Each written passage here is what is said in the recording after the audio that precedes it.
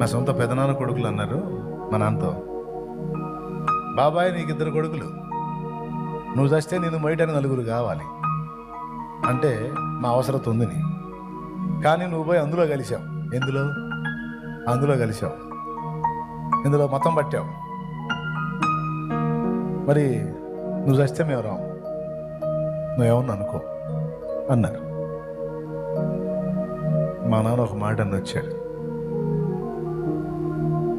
మీరు కాదురా, ఒకవేళ నన్ను దేవుడు తీసుకుంటే పరిశుద్ధుల భుజాలు మోస్తారని నన్ను అన్నాడు.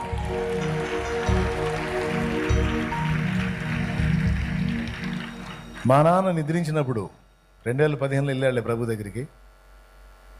మా నాన్న నిద్రించినప్పుడు మా నాన్న బాక్సుని 40 మంది మోశారు.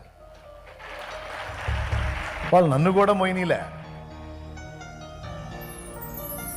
చూశారులే నా నత్తి, వాళ్ళు నన్ను కూడా మోయినీలే.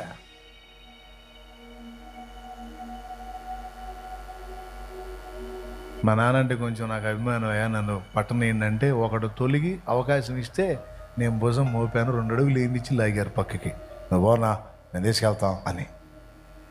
ఆయన విశ్వాసం సిగ్గుపరచలా. 4 కాదురా నన్ను మోసేది, ఎంతమంది మోస్తారో కూడా తెలియదు. ఆయన అలాంటిరా, ఆయన ఆశ్చర్యకరుడు, ఆయన ఆశ్చర్యకరుడురా.